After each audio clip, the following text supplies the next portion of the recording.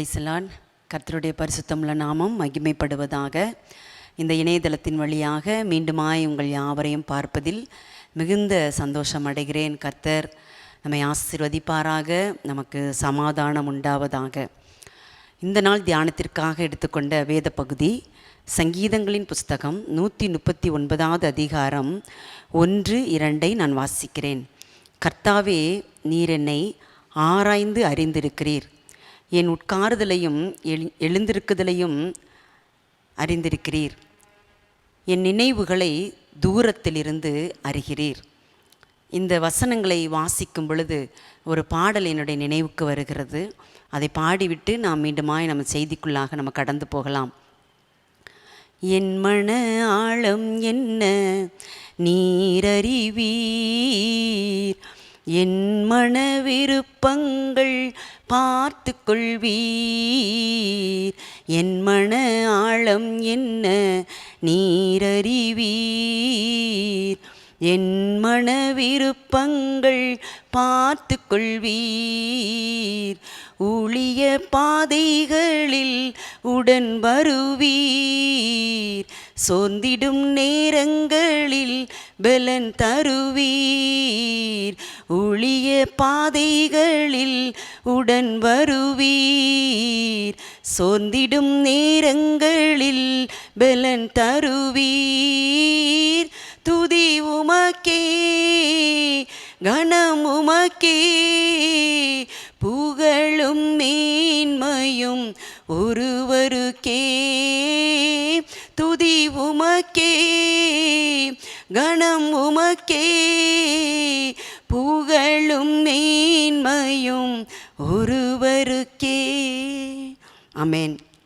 சங்கீதக்காரனாகிய தாவீது இந்த 139வது அதிகாரம் முழுவதையும் நாம் சற்று நிதானமாக வாசித்து பார்ப்போம் என்று சொன்னால், தேவன் இந்த தாவீதை மிகவும் நெருக்கமாக அல்லது நெருங்கிய உறவோடு கூட இருந்து தான் எப்படி ஆண்டவர் தன்னை அறிந்திருக்கிறார் என்பதை சொல்லி இந்த சங்கீதத்தை முடிக்கிறதை நாம் பார்க்க முடிகிறது.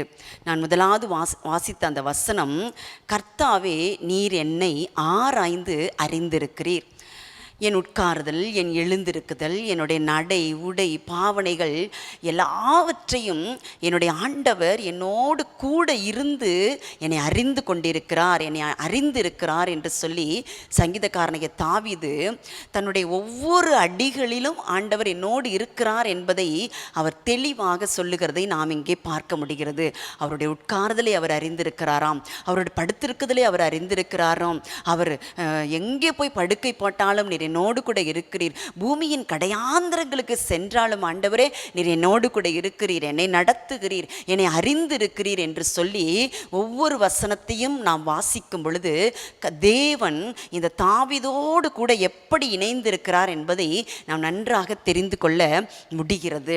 அருமையான தேவனுடைய பிள்ளைகளே, வேத வசனம் சொல்லுகிறது, கர்த்தாவே, நீர் என்னை ஆராய்ந்து அறிந்திருக்கிறீர் என்று சொல்லி.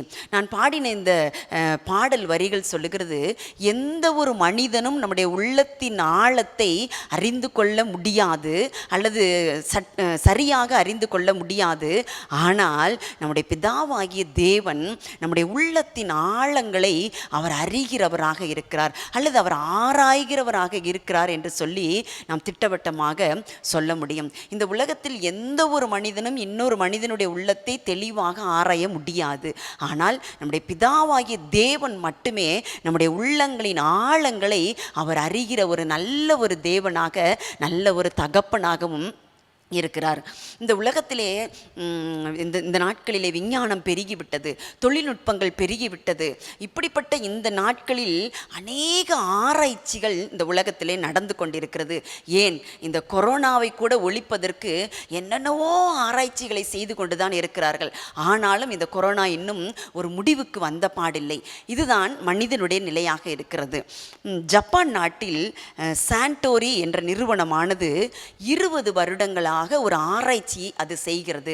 அது என்ன ஆராய்ச்சி என்று சொன்னால், பல வண்ணங்களில் பூத்து குலுங்குகிறதான இந்த ரோஜா மலர் நீல நிற வண்ணமாக அது பூக்க வேண்டும் என்று சொல்லி இந்த சான்டோரி நிறுவனமானது 20 வருடங்களாக ஒரு ஆராய்ச்சியை மேற்கொண்டு தற்பொழுதுதான் அந்த ஆராய்ச்சி சக்சஸ் ஆகி இருக்கிறது என்று சொல்லி ஒரு புஸ்தகத்திலே நான் வாசித்தேன். அப்படியானால் ஒரு மனிதனுடைய ஆராய்ச்சியானது நிறைவேறுவதற்கு 20 ஆண்டுகள் ஆகிறது. ஆனால் நம்முடைய பிதாவாகிய தேவன் நம்முடைய உள்ளங்களை ஆராய்வதற்கு 1 நிமிடம் என்று கூட நம்ம சொல்ல முடியாது. அவ்வளவு சீக்கிரமாய் ஆண்டவர் நம்முடைய இருதயத்தின் ஆழங்களை அவர் அறிகிற நல்ல தேவனாக இருக்கிறார், அல்லது அவர் ஆராய்கிற நல்ல தேவனாக இருக்கிறார். 10 வருடங்கள், 15 வருடங்கள், 20 வருடங்கள், 25 வருடங்கள் ஒன்றாய் வாழ்கிற கணவன் மனைவி கூட ஒருவருடைய இருதயத்தை ஒருவர் புரிந்து கொள்ள அல்லது ஆராய அநேக ஆண்டுகள் ஆகிறது. ஆனால் அண்ட சராசரங்களை படைத்த தெய்வம், வானத்தையும் பூமியும் உண்டாக்கின தெய்வம், தாயின் கருவில் உருவாகும் முன்னே உங்களையும் என்னையும் தெரிந்து கொண்ட தெய்வம் நம்முடைய உள்ளங்களின் ஆழங்களை அவர் ஆராய்கிறவராக அல்லது நன்றாக தெரிந்து கொண்ட ஒரு தெய்வமாக அவர் காணப்படுகிறார். அதைத்தான் அவர் 6வது வசனத்திலே சங்கீதக்காரனாகிய தாவீது என்ன சொல்லுகிறார்? 139:6 அவர் சொல்லுகிறார், இந்த அறிவு எனக்கு மிகுந்த ஆச்சரியமும் எனக்கு எட்டாத உயரமுமாய் இருக்கிறது. ஆண்டவரே, என்னுடைய உள்ளங்களை நீர் இவ்வளவாய் நீர் ஆராய்கிறீர் ஆண்டவரே, அது எனக்கு மிகுந்த ஆச்சரியமாய் இருக்கிறது. அதை குறித்து நான் யோசிக்கும் பொழுது என்னுடைய அறிவுக்கு அது எட்டவில்லை என்று சொல்லி அவர் சொல்லுகிறதை நாம் இங்கே பார்க்க முடிகிறது. பாருங்க, ஆண்டவர் இந்த தாவீதை அவ்வளவாய் நேசித்திருந்திருக்கிறார். இந்த தாவீதும் ஆண்டவரை அவ்வளவாய் நேசித்து ஆண்டவரும் தாவீதும் ஒன்றாக இணைந்து நடந்து ஐக்கியமாகி இருந்ததை நாம் இந்த சங்கீத பகுதியை வாசிக்கும் பொழுது நன்றாக தெரிந்து கொள்ளலாம். அப்போ இந்த சங்கீதக்காரனுக்கு தாவீது சொல்லுகிறார் இல்லையா, இந்த அறிவு எனக்கு எட்டவில்லை ஆண்டவர், இது எனக்கு ரொம்ப ஆச்சரியமாக இருக்கிறது ஆண்டவரே என்று சொல்லி. அப்படியானால் நம்முடைய உள்ளங்களின் ஆழங்களை அவர் ஆராய்கிறதுல அவர் மிகவும் உன்னத நிலையை அடைந்த ஒரு தெய்வம் என்று சொல்லிக்கூட நாம் இன்றைக்கு சொல்ல முடியும். அடுத்து ஒரு வசனத்திலே அவர் என்ன சொல்லுகிறார் என்று சொன்னால் 139:11 வாசிக்கும் பொழுது அவர் சொல்லுகிறார், இருள் என்னை மூடிக்கொள்ளும் என்றாலும் இரவும் என்னை சுற்றி வெளிச்சமாய் இருக்கும்.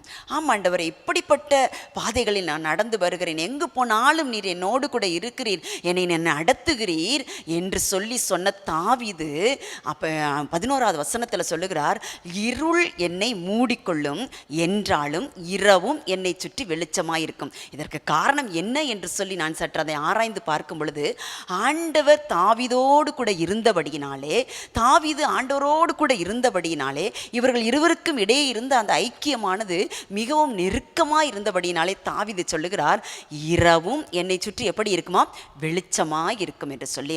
ஆதியாகமத்தின் புஸ்தகத்திலே ஆண்டவர் ஆதியிலே தேவன் வானத்தையும் பூமியையும் சிருஷ்டித்தார். பூமியானது ஒழுங்கின்மையும் வெறுமையுமாய் இருந்தது.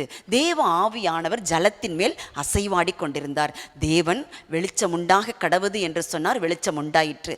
தேவன் வெளிச்சத்தையும் இருளையும் வெவ்வேறாக பிரித்தார் என்று சொல்லி நம்ம வேதத்திலே பார்க்கிறோம்.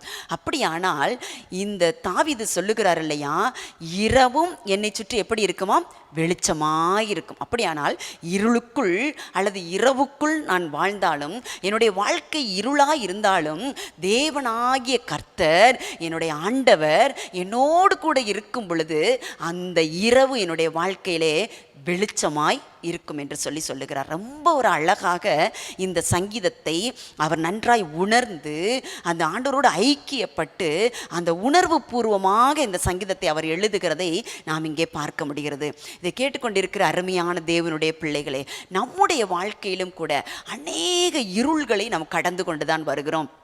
ஒரு மனிதனுடைய வாழ்க்கையை எடுத்துக்கொண்டோம் என்று சொன்னால், பாவம் என்கிறதான இருள், பயம் என்கிறதான இருள், வறுமை என்கிறதான இருள், போராட்டம் என்கிறதான இருள், கடன் பிரச்சனை என்கிறதான இருள், வியாதி என்கிறதான இருள், இப்படி அநேக இருள்களை ஒவ்வொரு மனிதனும் ஒவ்வொரு நாளும் என்ன செய்து கொண்டிருக்கிறார்கள், கடந்து வந்து கொண்டுதான் இருக்கிறார்கள், நம்மை உட்பட. இப்படி இந்த இருள்களை கடந்து வந்து கொண்டிருக்கிற நம் ஒவ்வொருவருடைய வாழ்க்கையிலும் சங்கீதக்காரனாகிய தாவீது சொன்ன அதே வசனத்தை நீங்களும் நானும் சொல்ல வேண்டும் என்று சொன்னால், நம்முடைய பிதாவாகிய தேவன் நம்மோடு கூட இருக்க வேண்டும். ஹல்லேலூயா. ஆமாம். அப்போ கர்த்தர் கர்த்தர் நம்மோடு கூட இருக்கும் பொழுது மாத்திரமே அந்த இருளை நாம் என்ன செய்ய முடியும்? கடந்து போக முடியும். அருமையான யோபு பக்தன் சொல்லுகிறார் இல்லையா, என் தேவன் அருளிய வெளிச்சத்தினால் இந்த இருளை நான் என்ன பண்ணேன்? கடந்து போனேன். யோபு பக்தனுடைய வாழ்க்கையில் வந்த இருள் சாதாரணமான இருள் கிடையாது. எல்லாம் இழந்த ஒரு நிலை, எல்லாவற்றையும் துறந்த ஒரு நிலைமையாக அவன் தனித்து விடப்பட்டதை போல உணர்ந்து அவர் அந்த வசனத்தை எழுதுகிறதை நாம் பார்க்க முடிகிறது. என் தேவன் அருளிய வெளிச்சத்தினால் மாத்திரமே என்னுடைய இருளை நான் கடந்து போக முடியும். தேவனுடைய ரகசிய செயல் என்னுடைய கூடாரத்தின் மேல் இருக்கிறது என்று சொல்லி, அப்ப தேவன் அருளிய வெளிச்சம் நம்முடைய வாழ்க்கையில் இருக்க வேண்டும். அதாவது பிதாவாகிய தேவன் நம்மோடு கூட இருக்கும் பொழுது மாத்திரமே அந்த இருளை நீங்களும் நானும் கடந்து போக முடியும். இன்றைக்கு நம்முடைய வாழ்க்கையிலே நம்ம கடந்து போகிற இருள் எது என்று சொல்லி, நம்ம ஒவ்வொருவருடைய வாழ்க்கையிலும் நம்ம ஒவ்வொரு விதமான இருளை கடந்து போய் கொண்டு தான் இருக்கிறோம். இதே போல தான் தாவீது கூட ஒரு இருளை கடந்து போனார். என்ன என்று சொல்லி பார்க்கும் பொழுது 1 சாமுவேலின் புஸ்தகம் 17வது அதிகாரத்தை முழுவதுமாக நம்ம வாசித்து பார்க்கும் பொழுது, யூதாவில் உள்ள சோக்கோவிலே, அதாவது பெலிஸ்தியர் ஒரு மலையிலும் இஸ்ரவேலர் ஒரு மலையிலும் பாளையம் இறங்குகிறதை நம்ம பார்க்க முடிகிறது. அந்த அதிகாரம் முழுவதையும் வாசித்து பார்க்கும் என்று சொன்னால் அங்கே ஒரு பெரிய ஒரு யுத்தம் நடக்க இருக்கிறது. அதைத்தான் அந்த அதிகாரம் நமக்கு தெளிவாக விளக்கி காட்டுகிறது. பெலிஸ்தியர்கள் ஒரு பாளையத்தில் இறங்கி வருகிறார்கள், இஸ்ரவேலர் ஒரு பாளையத்தில் இறங்குகிறார்கள். பெலிஸ்தியரின் பக்கமாக யார் இருக்கிறது என்று சொன்னால், நம்ம எல்லாருக்கும் தெரிந்த வண்ணமாக 6 முழம் 1 ஜான் உள்ள ஒரு கோலியாத் என்றதான ஒரு மனிதன் இருக்கிறான். ஒவ்வொரு நாளும் காலையிலும் மாலையிலும் வந்து எனக்கு எதிராக போரிடக்கூடிய மனிதன் உங்களில் யார் இருக்கிறார்கள் என்று சொல்லி அவன் ஒவ்வொரு நாளும் வந்து தன்னோடு கூட போரிட போகிற மனிதன் யார் என்று சொல்லி பார்த்து செல்லுகிற ஒரு மனிதனாய் அவன் காணப்பட்டான். அப்படி இருக்கும் பொழுது வேதம் சொல்லுகிறது, இஸ்ரவேலர்கள் மிகவும் கலங்கி அவர்கள் பயந்தார்கள் என்று சொல்லி. அப்படியானால் இவர்களுடைய வாழ்க்கையில் இந்த இஸ்ரவேலருடைய இந்த நாட்கள் ஒரு போராட்டமான ஒரு நாட்கள். இந்த நாட்களைத்தான் தாவீது ஜெயித்தான் என்று சொல்லி நம்ம வேதத்தில் நம்ம வாசிக்கிறோம். ஒவ்வொரு நாளும் இந்த கோலியாத் வந்து என்னோடு கூட எதிர்த்து நிற்க யார் வருகிறீர்கள் என்று சொல்லி கேள்விகளை கேட்கும் பொழுது, இந்த சவுலோடு கூட இருந்த தாவீதினுடைய சகோதரர்கள் எல்லாம் பயந்து கொண்டிருக்கிறார்கள். அங்கே ஒரு கலக்கம் உண்டாகிறது, ஒரு போராட்டம் என்றதான இருள் அங்கே சூழ்ந்து கொண்டிருக்கிறது.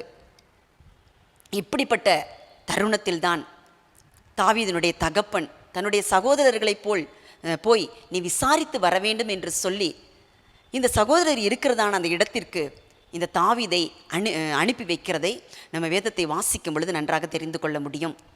அப்படி இந்த தாவீது தன்னுடைய சகோதரர்களை போய் விசாரிக்கும் பொழுது இப்படி ஒரு போராட்டமான சூழ்நிலையை கண்கூடாக இந்த தாவீது பார்த்ததை நாம் பார்க்க முடிகிறது. இப்படி இதை பார்க்கும் பொழுது தாவீதினுடைய இருதயம் தன்னுடைய ஜனங்களுக்காக ஒரு வைராக்கியம் வருகிறது, என்னால் முடியும் என்று சொல்லி.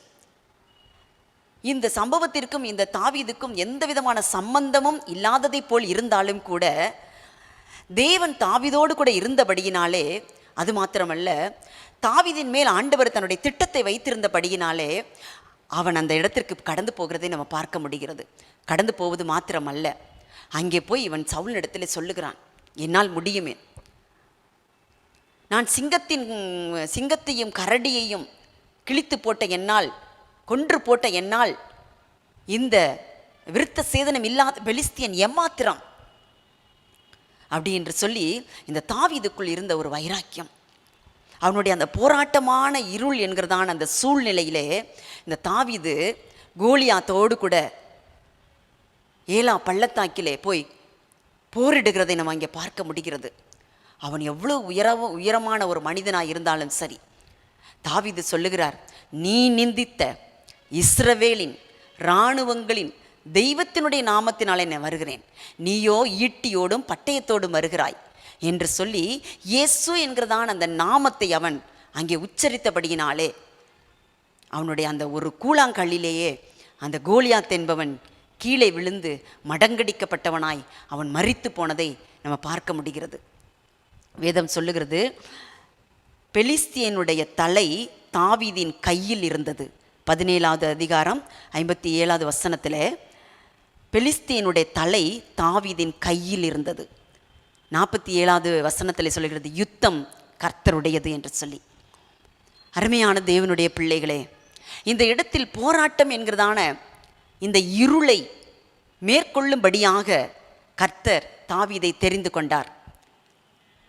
தாவீது இந்த கோலியாத்தை கம்பேர் பண்ணும் பொழுது மிகவும் சிறியவனாக அவன் காணப்படுகிறதை நம்ம பார்க்க முடிகிறது. ஒருவேளை இதை நம்ம கேட்டு கேட்டு கேட்டு இந்த சம்பவம் நமக்கு ஒரு தெரிந்த சம்பவமாக இருந்தாலும் கூட தாவீதோடு கூட கர்த்தர் இருந்தபடியினால் அவர் சொல்லுகிறார் இல்லையா, இரவும் என்னை சுற்றி எப்படி இருக்குமா, வெளிச்சமாக இருக்கும் என்று சொல்லி. பெலிஸ்தியனுடைய தலை தாவீதின் கையில் இருந்தது. யுத்தம் கர்த்தருடையது. அப்படியானால் தாவீதோடு கூட இருந்த தேவன் இந்த யுத்தத்தை செய்தார் என்று சொல்லி நாம் ஆணித்தரமாக சொல்ல முடியும். அவ்வளவு அருமையாக ஆண்டவர் அந்த இடத்திலே தாவீதை நடத்தினதை நாம் பார்க்க முடிகிறது. அருமையான தேவனுடைய பிள்ளைகளே, இன்றைக்கு அநேகருடைய வாழ்க்கையில் இதை போல பல இருள்கள் சூழ்ந்து கொண்டிருக்கிறது. ஒரு அருமையான ஒரு கணவன் மனைவி ஒரு ஊரிலே வாழ்ந்து வந்தார்கள். மிகவும் அழகான ஒரு குடும்பம், ஒரு அன்பான ஒரு கணவன் மனைவிதான். ஆனால் அந்த கணவனுடைய குடிப்பழக்கமானது அந்த குடும்பத்திலே ஒரு இருளாயிருந்தது. எவ்வளவோ சொல்லியும் அந்த கணவன் அந்த குடிப்பழக்கத்தை விட்டு வெளியே வர முடியவில்லை. தன்னுடைய நண்பர்களோடு கூட சேர்ந்து அந்த குடிப்பழக்கத்திற்கு அவன் அடிமையாகிவிட்டான். ஒவ்வொரு நாளும் போராட்டம் போராட்டம் போராட்டம். மனைவி அடிக்கடி சொல்லுவாளாம், இதை போல் நீங்கள் செஞ்சீங்கன்னா நானும் தற்கொலை செய்து கொள்ளுவேன் என்று சொல்லி. அதையெல்லாம் அந்த கணவன் சற்றும் சற்றும் அசட்டை பண்ணின ஒரு மனிதனாக அவர் காணப்பட்டார். இப்படியே நாட்கள் கடந்து சென்றது. ஒரு நாள் அந்த மனைவி தூக்கிட்டு தற்கொலை செய்து கொண்டார்கள். ஒரு பரிதாபமான ஒரு சூழ்நிலை. ஒரே இருள் அந்த குடும்பத்தை சூழ்ந்து கொண்டிருக்கிறது. பிள்ளைகளை என்ன செய்வது என்று தெரியவில்லை. இப்படி ஒரு போராட்டம் அநேகருடைய, இதை போல ஒரு போராட்டம் அநேக மனிதர்களுடைய வாழ்க்கையில் போராடி போராடி போராடி தான் வாழ்ந்து கொண்டிருக்கிறோம். இப்படிப்பட்ட இருள்கள் நம்மை விட்டு விலக வேண்டும் என்று சொன்னால் தாவீதோடு இருந்த தேவன் உங்களோடும் என்னோடும் கூட இருக்கிறாரா? அல்லது தாவீதுக்கும் ஆண்டவருக்கும் இடையே இருந்ததான அந்த ஐக்கியம் நம்முடைய வாழ்க்கையில் இருக்கிறதா? தேவன் என்னோடு கூட இருக்கும் பொழுதுதான் இந்த இருளை நான் கடந்து போக முடியும். தேவன் என்னோடு கூட இருக்கும் பொழுதுதான் இந்த கரடு முரடான பாதைகளை நான் கடந்து போவேன். தேவன் என்னோடு கூட இருக்கும் பொழுதுதான் இந்த பள்ளத்தை மேடாக்க முடியும் என்று சொல்லி நம்முடைய வாழ்க்கையிலே நாம் சொல்ல வேண்டும் என்று சொன்னால் கர்த்தர் நம்மோடு கூட இருக்க வேண்டும். அவர் எவ்வளவு அழகாக எழுதுகிறார் சங்கீதக்காரனாகிய தாவீது. நான் பூமியின் கடையாந்தரங்களிலே போனாலும் அங்கேயும் நீர் இருக்கிறீர், அங்கேயும் உடைய கை என்னை ஆற்றுகிறது, உடைய வலதுகரம் என்னை பிடித்து கொள்ளுகிறது, என்னுடைய நினைவுகளை எல்லாம் நீ தூரத்தில் இருந்து அறிகிறீர், என்னுடைய வழிகள் எல்லாம் உமக்கு தெரியும் என்று சொல்லி, இதே போல இந்த நாளிலே நாமும் கூட ஆண்டவரை பார்த்து சொல்ல வேண்டும். ஆண்டவரே, என்னுடைய வழிகள் எல்லாம் உமக்கு தெரியும். ஆண்டவரே, நீர் என்னோடு கூட இருப்பீர் என்று சொன்னால், என்னை நடத்துவீர் என்று சொன்னால், என்னுடைய இந்த இருளும் என்னை சுற்றி வெளிச்சமாயிருக்கும். எசையா தீர்க்கதரிசி சொல்லும் பொழுது சொல்லுகிறார் இல்லையா, இதோ இருள் பூமியையும் காரிருள் ஜனங்களையும் மூடும், ஆனாலும் உன்மேல் கர்த்தர் உதிப்பார். எல்லாருடைய வாழ்க்கையிலும் இருள்கள் வரலாம், ஆனால் கர்த்தர் என்னோடு கூட இருக்கும் பொழுது அந்த இருள் வெளிச்சமாகும் என்று சொல்லி நம்முடைய வாழ்க்கையில்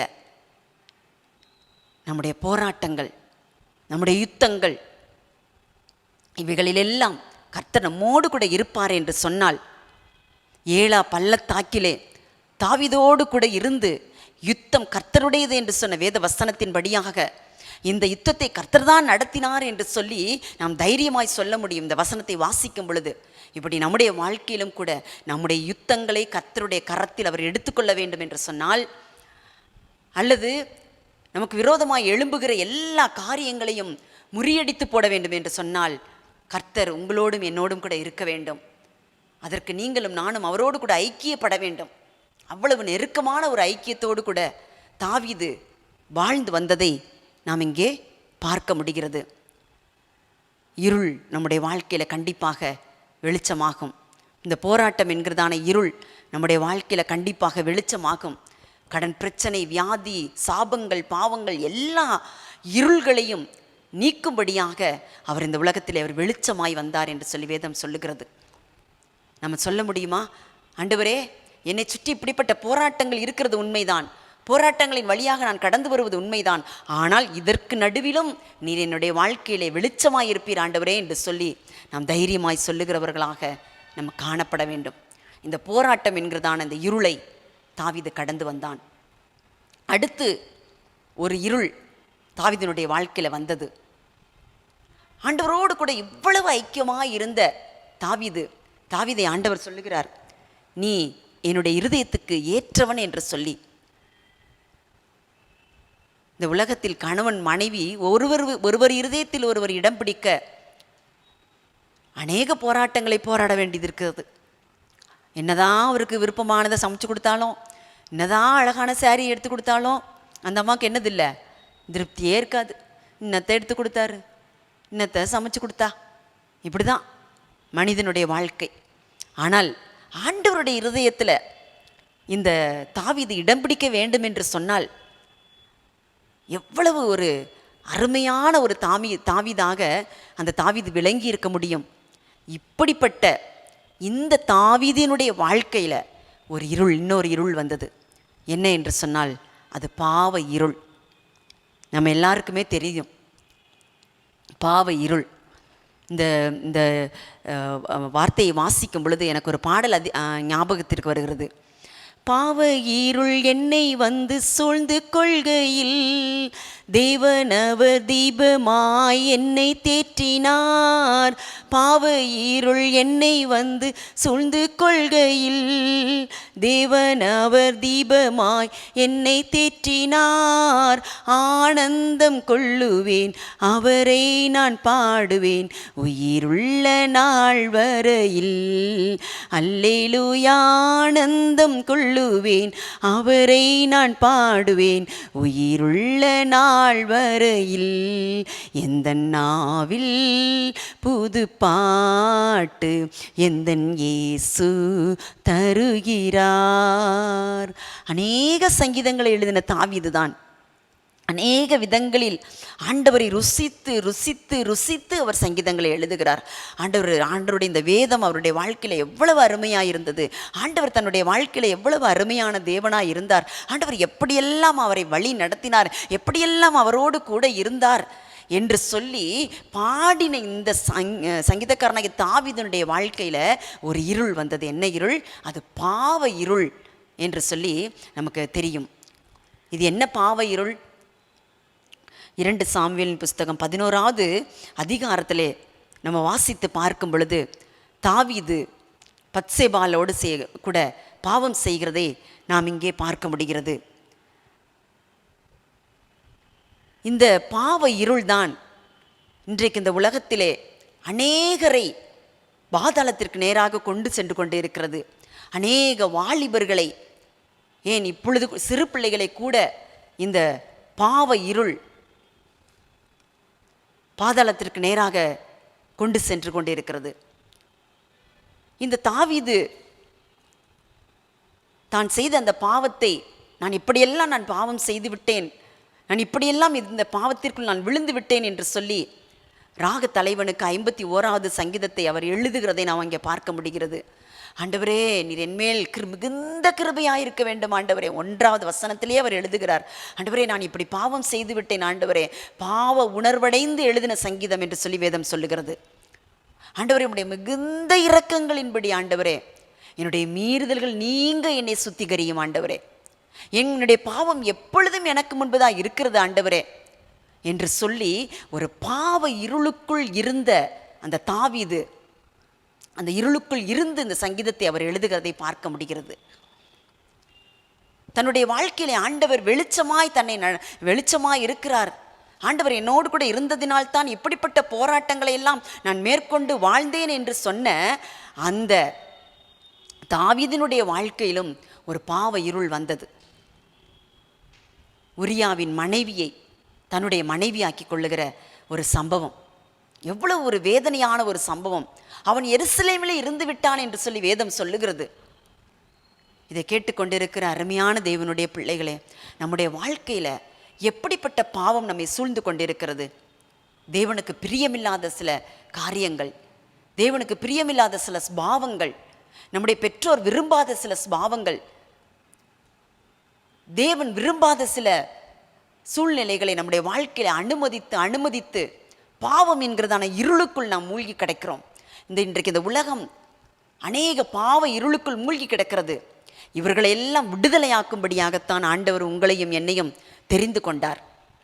ஸோ இந்த பாவ இருள் நம்முடைய வாழ்க்கையில் வராதபடிக்கு நீங்களும் நானும் விழிப்புள்ளவர்களாக அல்லது எச்சரிக்கை உள்ளவர்களாக காணப்பட வேண்டும் என்று சொல்லி ஆண்டவர் நம்மிடத்தில் அதை எதிர்பார்க்கிறவராக இருக்கிறார்.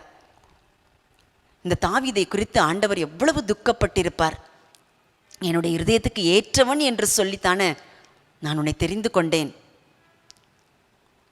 தாவீதினுடைய சகோதரர்கள் எல்லாம் இருக்கும் பொழுது தாவீதை ஆண்டவர் தலைவனாக அபிஷேகம் பண்ணினார் அல்லவா? காரணம், நான் சொல்லுகிறபடியெல்லாம் என்னுடைய மகன் என்னுடைய இருதயத்துக்கு ஏற்றவன் செய்ய முடியும், செய்வான் என்று சொல்லி. ஆனால் இந்த தாவீதினுடைய வாழ்க்கையிலும் பாவம் என்கிறதான இருள் வந்த பொழுது தாவீது சற்று சறுக்குகிறதை நாம் பார்க்க முடிகிறது. ஆகவே தான் அவர் சொல்லுகிறார், ஆண்டவரே என் கால் சறுக்குகிறது என்று சொல்லும் பொழுது உம்முடைய கிருபை என்னை தாங்கட்டும் ஆண்டவரே, என்னுடைய வழிகளில் எல்லாம் உம்மை நான் நினைத்து கொள்ள வேண்டும் ஆண்டவரே என்று சொல்லி. இந்த வேளையிலும் கூட நம்முடைய வாழ்க்கையில் இந்த பாவம் என்கிறதான இருள் இருக்கிறதா, அல்லது இந்த இருளை மேற்கொள்ளும்படியாக நாம் ஓடிக்கொண்டிருக்கிறோமா கிறிஸ்து இயேசுவுக்குள்? அருமையான அப்போஸ்தலனாகிய பவுல் சொல்லுகிறார் இல்லையா, இந்த பாவ சரீரத்திலிருந்து யார் என்னை விடுதலையாக்குவார்? நிர்பந்தமான மனுஷன் நான் என்று சொல்லி. இன்றைக்கு அநேகருடைய வாழ்க்கையில் பாவம் என்கிறதான இருள் அப்படியே அவர்களை சூழ்ந்து கொண்டிருக்கிறது. அதிலிருந்து எப்படி வெளியே வருவதென்று தெரியவில்லை. தன்னை நடத்துகிறவர்கள், தன்னை நடத்துகிற ஊழியர்கள் அதை எவ்வளவு எடுத்து சொல்லியும் அவர்களால் அந்த இருளிலிருந்து வெளியே வர முடியாத சூழ்நிலையின்படி பிசாசானவன் அவர்களை கட்டி வைத்திருக்கிறான். இப்படிப்பட்ட பாவ இருளிலிருந்து நாம் வெளியே வர வேண்டும். இந்த பாவ இருளுக்குள் வாழ்ந்து கொண்டிருக்கிறதான் நம்முடைய வாழ்க்கையில் வெளிச்சமாகி அவர் வரும் பொழுது அதிலிருந்து நாம் வெளியே வர முடியும். அவர் வருவதற்கு நாம் விட்டு கொடுக்க வேண்டும். இதோ வாசற்படியில் நின்று கதவை தட்டுகிறேன், ஒருவன் என் சத்தத்தை கேட்டு கதவை திறந்தால் நான் அவனோடு கூட என்ன பண்ணுவேன்? போஜனம் பண்ணுவேன், அவனும் என்னோடு கூட போஜனம் பண்ணுவான். நம்முடைய இருதய கதவுகளை அவருக்காய் திறக்கும் பொழுது அவர் நம்மை சரியாய் வழிநடத்துகிற தேவன். அவர் ஒரு நாளும் நம்மை கோணலான பாதைகளில் வழிநடத்த மாட்டார். செவ்வையற்ற பாதைகளில் அவர் நம்மை வழிநடத்த மாட்டார். அவர் நம்மை செவ்வையான பாதைகளிலே வழிநடத்துகிறவராக இருக்கிறார். ஸோ இந்த பாவ இருளிலிருந்து நாம் வெளியே வர வேண்டும் என்பது தேவ சித்தமாக இருக்கிறது. சங்கீதக்காரனாகிய தாவீது எப்படி தன்னுடைய பாவத்தை உணர்ந்து அந்த சங்கீதத்தை எழுதுகிறாரோ, என் தாய் என்னை பாவத்தில் கர்ப்பம் தரித்தாள் ஆண்டவரே. இந்த 139வது சங்கீதம் கடைசி வசனத்தை கூட பார்க்கும் பொழுது என்ன சொல்லுகிறார் அவர்? வேதனை உண்டாக்கும் வழி என்னிடத்தில் உண்டோ என்று பார்த்து என்னை நீ நித்திய வழியிலே நடத்துங்கப்பா, என்னை நித்திய வழியில் நடத்துங்க. 2 விதமான வழிகளை குறித்து அவர் சொல்லுகிறார். வேதனை உண்டாக்கும் வழி, நித்திய வழி. அப்படியானால் இந்த வேதனை உண்டாக்கும் இருள் என்னுடைய வாழ்க்கையில் இருக்கக்கூடாது. எனக்கு நீர் கற்றுக் கொடுத்திருக்கிறதான அந்த நித்திய வழியை சார்ந்து நான் வாழ வேண்டும். அந்த நித்திய வழியின் வழியாக நான் போக வேண்டும். அந்த நித்திய வழியிலே அநேகரை நான் நடத்த வேண்டும் என்று சொல்லி ஒரு ஆதங்கத்தோடு கூட அந்த சங்கீத பகுதியை அவர் எழுதியிருக்கலாம். இந்த காலை வேளையில் இந்த வார்த்தையை கேட்டுக்கொண்டிருக்கிறதான நம் ஒவ்வொருவருடைய வாழ்க்கையிலும் இந்த பாவ இருள் இருக்கிறதா? தேவனுக்கு பிரியமில்லாத இருள் இருக்கிறதா? தேவனுக்கு பிரியமில்லாத ஸ்பாவங்களோடு கூட நம்ம வாழ்ந்து கொண்டு இருக்கிறோமா? இந்த இருளிலிருந்து நாம் வெளியே வர வேண்டும் என்று சொல்லி ஆண்டவர் நம்மிடத்தில் எதிர்பார்க்கிறவராக இருக்கிறார். இரவும் நம்மை சுற்றி வெளிச்சமாக வேண்டும் என்று சொன்னால் இந்த தேவன் நம்மோடு கூட இருக்க வேண்டும். நம்மை மரண பரியந்தம் அவர் நடத்துவதற்கு அவர் உண்மையுள்ள தெய்வமாக இருக்கிறார். ஹல்லேலூயா. அடுத்தபடியாக ஒரு இருள், கடைசியாக எல்லா மனிதர்களுடைய வாழ்க்கையிலும் பயம் என்கிறதான இருள். அநேகருடைய வாழ்க்கையில் இந்த பயம் என்கிறதான இருள் இருக்கிறது. பிள்ளைகளை திருமணம் செய்து கொடுத்து அந்த தாய் அந்த பிள்ளைகளை பெற்றெடுக்கும் போது ஒரு விதமான பயம், அந்த பிள்ளைகளை வளர்க்கும் போதும் ஒரு விதமான பயம். கடைசி வரையிலும் தன்னுடைய பிள்ளைகளை குறித்த ஒரு பயம், ஒரு பாரம் தாய் தகப்பனுடைய இருதயத்தில் இருக்கத்தான் செய்கிறது. அப்பொழுது இந்த பயம் என்கிறதான இருள் நம்முடைய வாழ்க்கையில் இருக்கும் பொழுது நம்மால் எதையும் எதிர்கொள்ள முடியாத சூழ்நிலைகளுக்குள்ளாய் நம்ம வாழ்ந்து கொண்டிருக்கிறோம். இல்லை இல்லை, நம்மோடு கூட தேவன் இருக்கும் பொழுது இந்த பயத்தை நாம் மேற்கொள்ள முடியும். இந்த பயம் என்கிறதான இருளில் இருந்து நீங்களும் நானும் வெளியே வர முடியும். ஒரே ஒரு சம்பவத்தை நாம் பார்த்துவிட்டு இதை நாம் முடிக்கலாம். ஆதியாகமத்தின் புஸ்தகம் 32வது அதிகாரம் 1வது வசனத்திலே யாக்கோபு பிரயாணம் பண்ணும் பொழுது மக்னாயிம் என்கிறதான அந்த இடத்துல தேவ தூதர்கள் யாக்கோபோடு கூட பேசுகிறதை நம்ம பார்க்க முடிகிறது. அவன் தொடர்ந்து அந்த தன்னுடைய பிரயாணத்தின் வழியிலே தன்னோடு கூட மனைவி, பிள்ளைகள், தன்னோடு கூட இருந்த சக மனிதர்கள், இவர்கள் எல்லாரும் பிரயாணப்பட்டு போய் கொண்டிருக்கும் பொழுது யாக்கோபினுடைய இருதயத்திலே ஒரு பயம். ஏன், என்ன பயம் என்று சொன்னால், தன்னுடைய சகோதரனை ஏமாற்றி விட்டான். இப்பொழுது தன்னுடைய சகோதரன் எதிர்கொண்டு வரப்போகிறான். தன்னுடைய சகோதரனை அநேக நாட்களுக்கு பின்பு, அநேக மாதங்களுக்கு பின்பு, அநேக வருடங்களுக்கு பின்பு இந்த யாக்கோபு பார்க்கிறான். கடந்த வருடங்களெல்லாம் என்னுடைய லாபானிடத்தில் என்னுடைய நாட்களை நான் கழித்து விட்டேன். இப்பொழுது நான் ஏசாவை எதிர்கொண்டு போகிறேன்.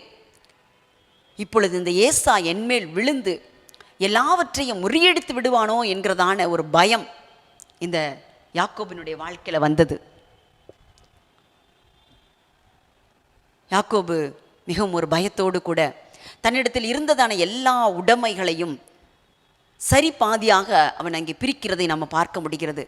ஒரு பகுதியின் மேல் ஏசா விழுந்து முறியடித்து போட்டாலும் இன்னொரு பகுதி தனக்கு கிடைக்க வேண்டும் என்று சொல்லி இப்பொழுது ஒரு பயத்தோடு கூட யாக்கோபு தன்னுடைய பிரயாணத்தை தொடர்கிறார். ஏசா எங்கே வந்து தன்னை முறியடித்து விடுவாரோ என்று சொல்லி. அந்த 32வது அதிகாரம் 11வது வசனத்திலே அவனுக்கு நான் பயந்திருந்தேன். 32:21 வெகுமதிகள் எல்லாம் அவனுக்கு முன்பதாய் கடந்து போகிற்று. 23வது வசனம் சொல்லுகிறது, இவன் யாப்போக்கு என்கிறதான அந்த ஆற்றின் கரையை கடக்கும் பொழுது வேதம் சொல்லுகிறது, தனக்கு உண்டான யாவற்றையும் அவன் என்ன செய்தானாம், அக்கறைப்படுத்தினான். ஒரு விதமான பயம், ஒரு விதமான இருளோடு கூட இந்த யாக்கோபு பிரயாணம் பண்ணி கொண்டிருக்கும் பொழுது, யாப்போக்கு என்கிறதான அந்த ஆற்றின் கரையை கடக்கும் பொழுது வேதம் சொல்லுகிறது, தனக்கு உண்டான யாவற்றையும் அவன் என்ன செய்தானாம், அக்கறைப்படுத்தினான். தனக்கு உண்டான யாவற்றையும் அவன் அக்கறைப்படுத்தினான். அப்படியானால் ஆண்டவர் தன்னோடு கூட இருக்க வேண்டும். அவர் என்னோடு கூட இருக்கிறார். எனக்கு அக்கறைப்படுத்த வேண்டிய காரியங்கள் என்னுடைய வாழ்க்கையில் அநேகம் இருக்கிறது. என்னோடு கூட தொடர்ந்து ஆண்டவர் வர வேண்டும் என்று சொன்னால் சில காரியங்களை நான் அக்கறைப்படுத்த வேண்டும் என்று சொல்லி அவன் அக்கறைப்படுத்துகிறதை நாம் பார்க்க முடிகிறது. அது மாத்திரமல்ல, யாக்கோபு பிந்தி தனித்திருந்தான் என்று சொல்லி வேதம் சொல்லுகிறது. அப்படியானால் இன்றைக்கு நம்முடைய வாழ்க்கையில் இந்த யாக்கோபினுடைய பிரயாணத்திலே ஆண்டவர் கூட இருந்ததை போல நம்மோடு கூட இருக்க வேண்டும் என்று சொன்னால், இந்த பயம் என்கிறதான இருளின் நடுவிலே ஆண்டவர் இந்த யாக்கோபோடு இருந்ததை போல நம்மோடு கூட இருக்க வேண்டும் என்று சொன்னால், நாம் நம்முடைய வாழ்க்கையில் அக்கறைப்படுத்த வேண்டிய சில விஷயங்கள் இருக்கிறது. எவைகளை எல்லாம் நாம் அக்கறைப்படுத்த வேண்டும். இன்றைக்கு சிலருடைய வாழ்க்கையில் எல்லாவற்றையும் அவர்களே சுமந்து கொள்ளுவார்கள். எல்லா பாரங்களையும், எல்லாமே நான் தான், எங்கள் வீட்டில் எல்லாமே என்னால் தான் நடக்குது. ஒரு சுமையை சுமந்து சுமந்து சுமந்து போய் கொண்டிருப்பார்கள். ஆனால் யாக்கோபு தனக்கு உண்டான யாவற்றையும் என்ன பண்ணா, அக்கறைப்படுத்தினான்.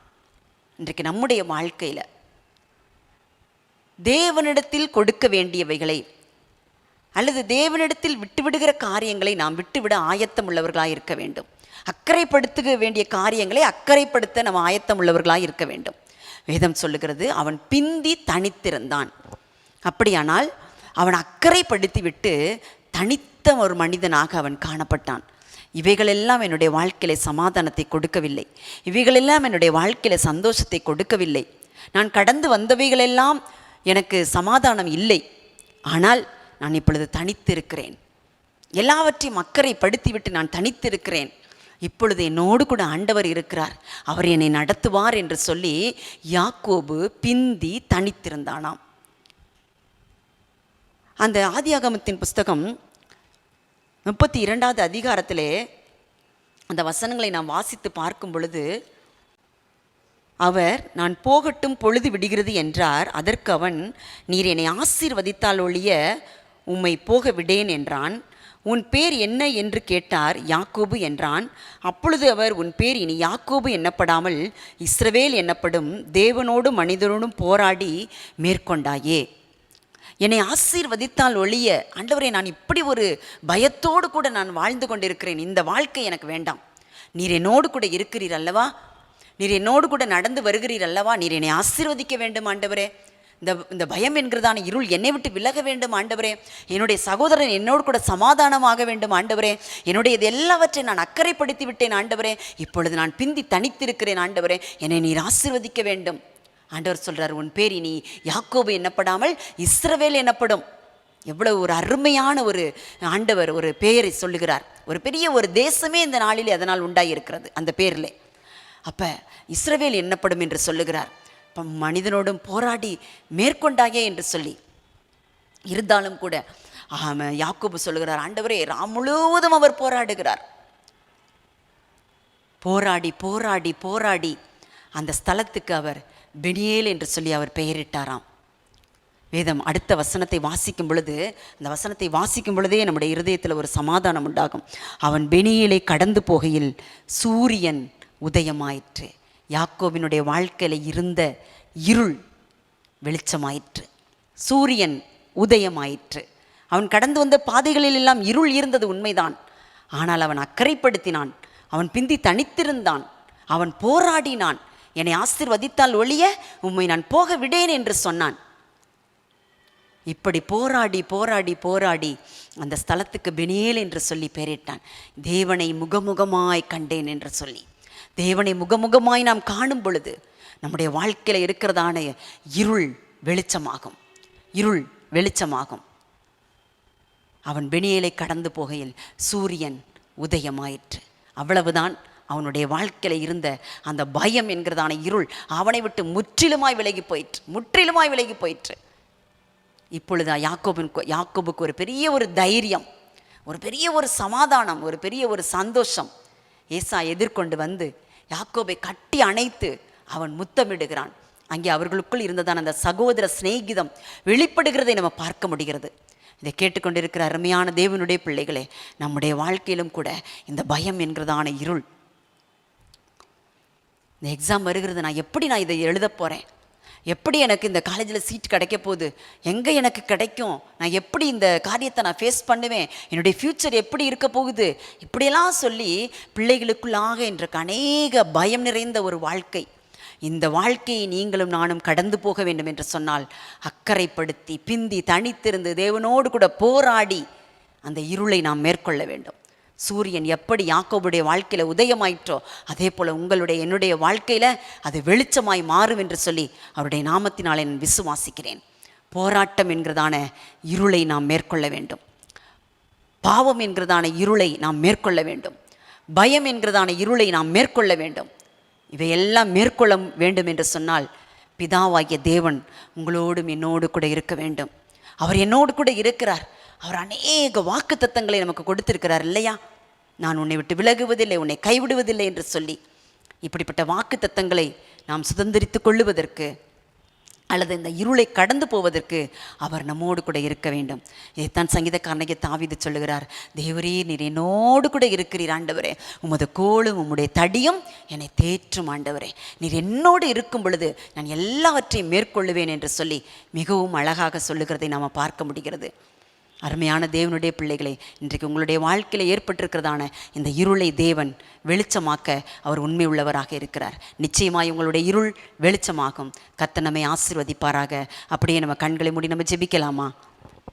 எங்களை நேசிக்கிற நல்ல தகப்பனே, இன்றைக்கு அநேக இருள்களை நாங்கள் கடந்து வந்தாலும் வெளிச்சமாகிய தேவன் எங்களுடைய வாழ்க்கையில் வரும் பொழுது அந்த இரவும் எங்களை சுற்றி அது வெளிச்சமாகும். காரணம், வெளிச்சத்தை நீர் உண்டாக்கினீர் ஆண்டவரே. வெளிச்சம் உண்டாக கடவுது என்றீர், வெளிச்சம் நல்லது என்று சொன்னீர் ஆண்டவரே. அந்த வெளிச்சம் நிறைந்த ஒரு வாழ்க்கையை எங்கள் ஒவ்வொருவருக்கும் தேவன் கட்டளையிடுவீராக. எங்கள் ஒவ்வொருவர் மேலும் கர்த்தர் வைப்பீராக ஆண்டவரே. இருளெல்லாம் மாறட்டும், போராட்டம் என்கிறதான இருள் மறைந்து போகட்டும், பாவம் என்கிறதான இருள் மறைந்து போகட்டும், பயம் என்கிறதான இருள் மறைந்து போகட்டும் ஆண்டவரே. உம்முடைய நாமத்தினாலே நாங்கள் ஜெயிக்கிறோம் ஆண்டவரே. யுத்தம் கர்த்தருடையது என்று சொல்லி தாவீது சொன்னதைப் போல நாங்களும் எங்களுடைய வாழ்க்கை என்கிறதான இந்த யுத்தத்தை ஆண்டவரை மேற்கொள்ளுகிறவர்களாக கர்த்தர் எங்கள் ஒவ்வொருவரையும் மாற்றுவீராக. உம்முடைய கரத்தில் எங்களை தாழ்த்தி ஒப்புக் கொடுக்கிறோம். இயேசுவின் நாமத்தில் பிதாவே, ஆமேன், ஆமேன்.